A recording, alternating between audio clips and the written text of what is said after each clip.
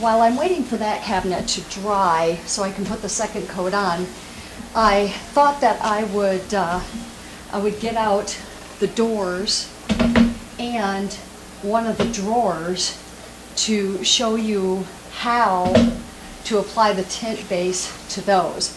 I already cleaned them and applied the deglosser and let them dry for an hour. Now I just finished wiping them down for the last time so I can go ahead and put the tint base on. There we go. It's not a whole lot different. You just want to, again, follow the grain of the wood. But on the drawers, I'm just going to cover the front and the tops and the sides. I'm not going to cover any of the back or the inside of the drawer. On the doors, I'm going to cover the whole door. But I'm going to show you how I am going to do this very carefully on one side. I'm just going to apply a little bit of the tint base on my 2-inch brush and just follow the grain of the wood. And I don't want to coat the brush too much because I don't want it dripping over the edge, because then you're going to have a lot of gloppiness in your final coat. You just want it to be nice and smooth. So you just want to be really careful and just put a real nice thin first layer on. And I even have a little teeny brush that I kind of keep off to the side, and if it gets a little too thick, then I take that brush and just kind of smooth out the thickness a little bit with that little brush. So I'll do one side, and then as soon as this dries, then just flip it over and do the other side. And then I'll do the drawer, and then by the time that I get done with this, then I'm ready to put a second coat on that upper cabinet.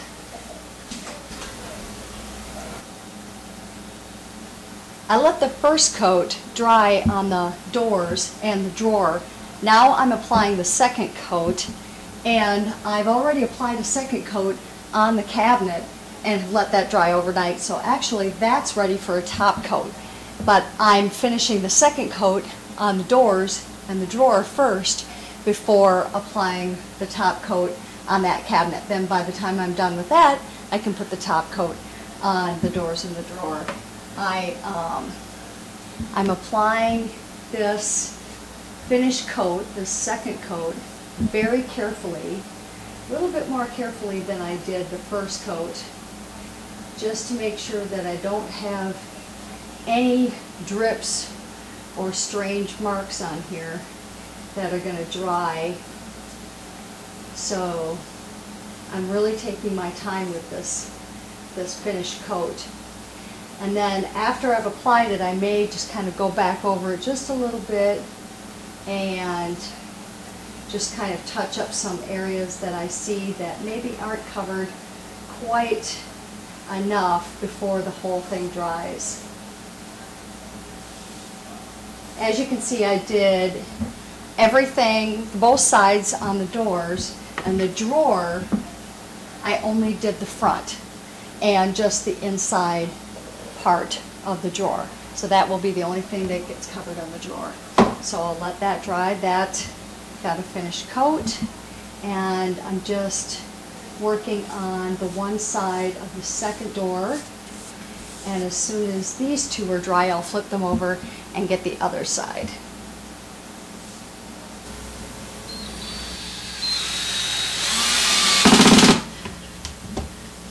It's been over 12 hours actually since I put the finished coat on the doors, this little drawer, and the cabinet, and so everything was ready to be able to put the new hinges and the hardware on. So I think I'm pretty satisfied with the look.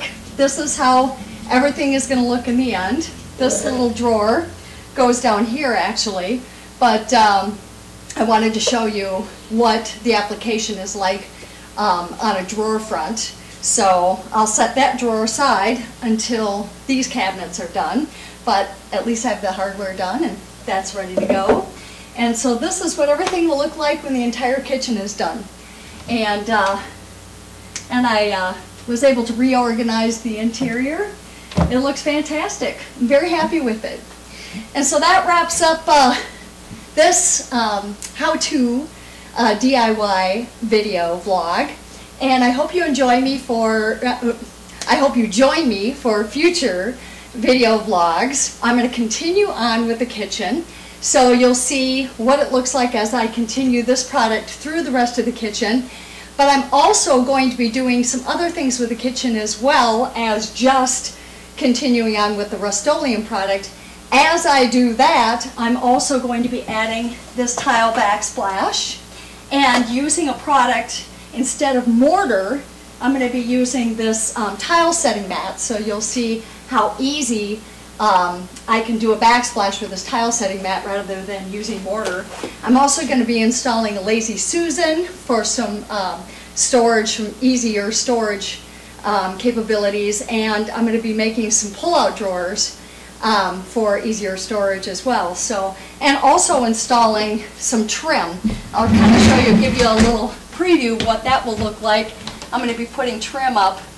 So I'm going to be putting white trim up to accent the dark cabinets, and also putting in some under cabinet lighting. So I hope you continue to enjoy the video vlog, the DIY video vlog, and I hope you enjoy this product if you decide to use it. I have. So good luck, and see you in the future video vlogs. Thanks.